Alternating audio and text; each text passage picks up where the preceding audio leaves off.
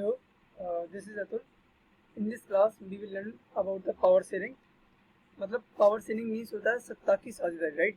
हिंदी में से बोलते हैं सत्ता की साझेदारी। हमें इसमें क्या करना है, इस वाले चैप्टर में हमें दो केस पढ़ने हैं। एक तो जो बेल्जियम का केस है, राइट, बेल्जियम वाला केस है। दूसरा है श्रीलंका वाला केस, राइट। फिर हमें ये समझना कि जो पावर शेयरिंग है, इसको जो अलग अलग जो फिलोसफर हैं वो अलग अलग तरीके से इसको डील करते हैं। कोई कहता है कि पावर शेयरिंग है जो, राइट, सत्ता की साझेदारी है। मतलब ये वैसे कंसेप्ट आया कहाँ से, ये कंसेप्ट आपने सुना होगा कि इससे पहले 9th क्लास में हमने पढ़ा भी होगा। जो फ्रेंच रेवोल्यूशन था, राइट, जो फ्रेंच रेवोल्यूशन था उसमें बताया गया था कि जो पावर ऑफ शेयरिंग है, यानी कि जो डिस्ट्रीब्यूशन ऑफ पावर है, या इसको एक और नाम बोल सकते हैं सेपरेशन ऑफ पावर, राइट। जो सेपरेशन ऑफ पावर है, ऐसे मैं लिख देता हूँ सेपरेशन ऑफ पावर। सो ये कहाँ से, फ्रेंच की करेंसी आया, राइट। अब वहाँ पे बताया जाता है कि वो इसको जो पावर्स है उसको 3 टाइप में बांटेंगे, राइट, डिस्ट्रीब्यूशन करेंगे। पहला बोलते हैं कि पहले वो लेजिस्लेशन रखेंगे, राइट। दूसरा बोलते हैं वो कि एग्जीक्यूटिव होगा, राइट, इस तरीके से बोलते हैं वो। और थर्ड में बोलते हैं वो जुडिशरी। सो यहाँ पे देखो क्या बताया, जो फ्रेंच की जो रेवोल्यूशन था उसमें बताया जाता है कि पावर ऑफ सेपरेशन, यानी कि जो लेजिस्लेचर है उसका काम क्या होता था कि वो लॉ को बनाएगा, राइट, कानून से बनाना है। और जो दूसरा है वो इम्प्लीमेंट करेगा, एग्जीक्यूटिव मतलब इम्प्लीमेंट करेगा। और थर्ड जुडिशरी उसको चेक करेगा ये जो रूल है, जो भी लॉ है वो राइट है या रॉन्ग है, राइट, यहाँ से। सो सिंपल सा यहाँ से बोल सकते हैं कि जो फ्रेंच का रेवोल्यूशन है वहां से ही सेपरेशन पावर वाला कंसेप्ट स्टार्ट हो जाता है, राइट। अब यहाँ से हमें पढ़ना है कि जो बेल्जियम वाला केस है और श्रीलंका वाला केस है, इसमें जो पावर्स ऑफ डिस्ट्रीब्यूशन वाला काम है या पावर शेयरिंग वाला काम है वो किस तरीके से बनते थे, राइट।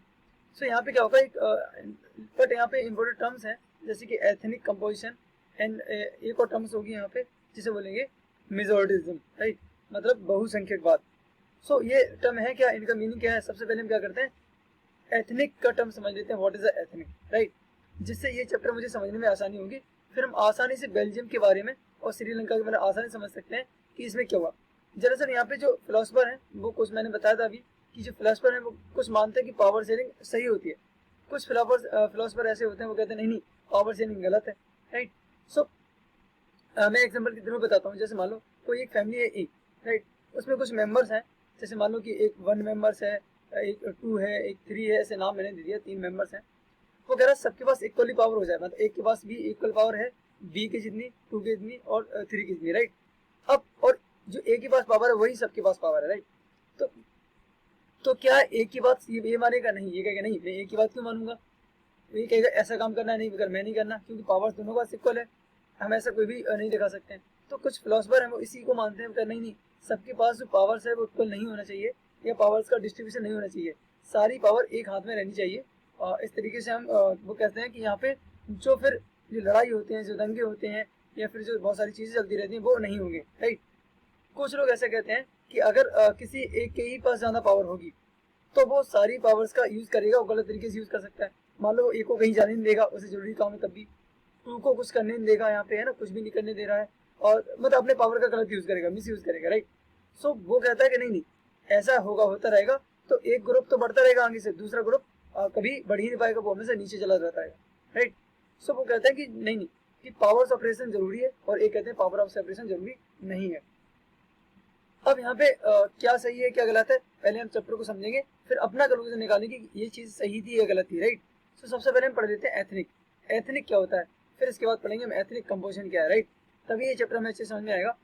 सबसे पहले हम जान लेते हैं एथनिक है क्या। सो एथनिक को समझते हैं सबसे पहले। सो अगर डेफिनेशन देखें, एथनिक का मतलब होता है, देखो, एन एथनिक ग्रुप, राइट। इसे ग्रुप क्यों यूज कर रहे हैं अभी मैं समझाता हूँ इस चीज को। देखा है, encompasses a group of people with a unique culture, right. वो कहते हैं एक ऐसा ग्रुप जो क्या करता है, मिलजुल के साथ में रहता है, और उनका एक यूनिक कल्चर होता है, मतलब कुछ अलग ही स्पेशल होगा, वो लोग हमेशा मिलजुल के साथ रहते हैं। मान लो जैसे कोई ए है, और कोई बी है, और कोई सी है, और कोई डी है, राइट। ये 4 लोग हैं, इन सबका एक जैसा कल्चर है, तो ये सारे लोग एक ही जगह पे रहते होंगे, राइट। ऐसा इसमें कहने को बनते हैं, मतलब ये सब लोग क्या करते हैं, ग्रुप ऑफ पीपल, लोगों का ग्रुप होता है, और जिनका कल्चर भी कैसा, यूनिक कल्चर होता है, और एक जैसे साथ रहते हैं, इसे बोलते हैं एथनिक। इसको और समझ लेते हैं, ये वर्ड आया कहाँ से। The word ethnic comes from the Greek ethnos, ये एथनोस ग्रीक वर्ड था, एथनोस वहां से आया, जिसका मतलब होता है नेशन, यानी कि राष्ट्र, है ना। राष्ट्र कैसे बनता है, इस चीज में भी एथनिक ग्रुप की बड़ी इंपॉर्टेंट रोल है कि राष्ट्र कैसा है। राइट। सो इसको मैं समझाता हूँ कैसे। कुछ लोग कहते हैं राष्ट्र व्हाट इज अ नेशन। सो कहते हैं नेशन कैसे बनता है, वो कहते हैं नेशन बनता है एक जैसी जो थिंकिंग के साथ, एक जैसी सोच हो, एक जैसी भाषा बोलने वाले लोग हों, और एक जैसे ऐसे कह सकते हैं एक जैसा कल्चर हो, राइट। सो तब बनता है नेशन। और नेशन जो वर्ड है वो बना है एथोस से, एथनोस से। और ये एथनोस का मीनिंग ही होता है नेशन यानी कि पीपल, राइट। सो पीपल मतलब क्या है, वो कहते हैं यहाँ के लोग जिनकी एक भाषा हो, एक लैंग्वेज हो, एक कल्चर हो, वो सारे लोग एक जगह रहते हैं, राइट। जिससे मिलकर बनता है नेशन, राष्ट्र बनता है, राइट। अब तो इसको एक दूसरे तरीके समझ सकते हैं। So group of people from the specific areas who share the same and the similar customs at the ethnic groups. मतलब उनकी जो लैंग्वेज होती हैं और उनके जो स्पेसिफिक एरियाज होते हैं वो एक ही जगह जाके रहने लग जाते हैं, और उनके जो कल्चर भी वो एक ही तरीके लगभग होता है। सो वो अपने आप को मानते हैं। इसे एक एग्जाम्पल से और समझ सकते हैं। मान लो कोई है जिसका नाम है मतलब नाम से नंबर से ले लेते हैं। मान लो कोई ए है, राइट। अब वो क्या करता है, और कोई बी है, और कोई एक सी है, राइट। अब क्या होगा, ए का जो कल्चर है वो बी के कल्चर से मैच होता है, राइट। और सी का कल्चर है वो ए के से मैच नहीं होता, ना ही बी से होता है। सो अब इनमें से क्या होगा कि जो ए का कल्चर है और बी का कल्चर है, ये दो लोग मिलके साथ ही रहेंगे, मतलब ये कम्युनिटी एक साथ ही बसाएंगे। मतलब अगर घर किसी घर इसके पास में तो ए के साथ ही रहना पसंद करेगा, ना कि सी के साथ रहना पसंद करता है। मतलब जो एथनिक का मतलब यहाँ पे ये भी है कि एक जैसे लोग हो, एक जैसा कल्चर हो, एक जैसी भाषा हो, सब एक ही जगह इकट्ठे हो जाते हैं और वहां से बनता है एक नेशन, वहां से एक राष्ट्र बनता है, राइट। ऐसे ही क्या बेल्जियम के वाले केस में होता है या फिर श्रीलंका वाले केस में होता है। वहाँ पे जो नेशन वाली, जो एथनोस वाली फीलिंग्स है, जो एथनिक वाली फीलिंग्स है, वो कहाँ से आ रही थी। एथनिक का मतलब वहाँ पे क्या काम कर रहा है, राइट। सो अभी फिलहाल एथनिक का मतलब ये है कि एक जैसे कल्चर वाले लोग, यूनिक कल्चर होता है, एक जैसी लैंग्वेज वाले, है ना।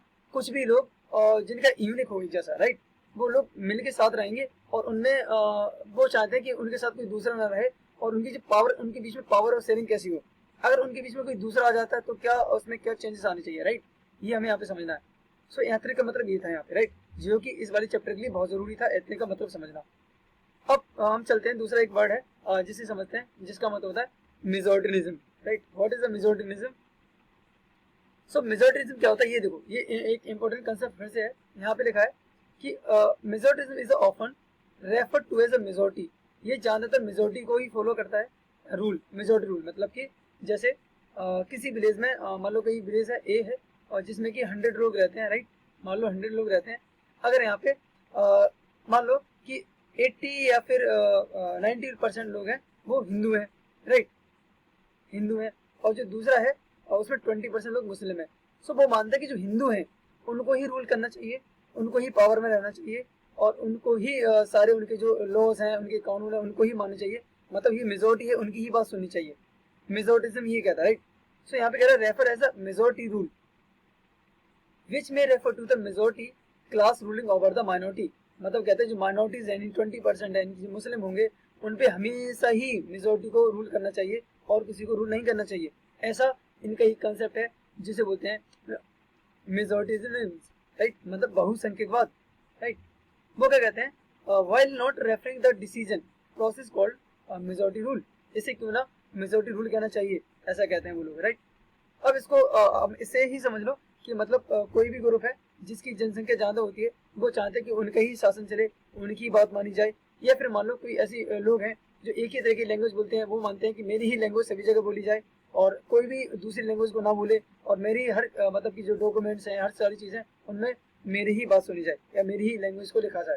सो ये चीज क्या सही है क्या गलत है, हम श्रीलंका वाले केस में या फिर बेल्जियम वाले केस में देखेंगे, राइट। सो वहाँ पे दो चीज आपने पढ़ी, एक तो एथनिक पढ़ा कि what is the ethnic. Ethnic ऐसा था इनके यूनिक कल्चर था, यूनिक लैंग्वेज हो सकती है, वो लोग एक साथ मिलकर रहते हैं और वहाँ पे एक नेशन बना लेते हैं। मतलब ऐसे पीपल जिनका यूनिक कल्चर हो और यूनिक लैंग्वेज हो, वो एक साथ रहते हैं, जिसे बोलेंगे नेशन, राइट, जिसे एथनिक ग्रुप्स बोल सकते हैं। और दूसरी डेफिनेशन थी मेजोरिटिज्म की, जिसमें बोलते हैं बहुसंख्यकवाद।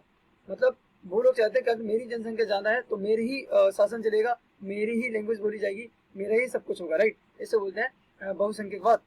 अब चैप्टर में समझते हैं कि ये बेल्जियम वाले केस में या श्रीलंका वाले केस में वर्क कर रहा है या नहीं कर रहा है, राइट। सो वहां पे देखते हैं क्या है। सुनाओ, अब यहाँ पे समझने वाली चीज ये है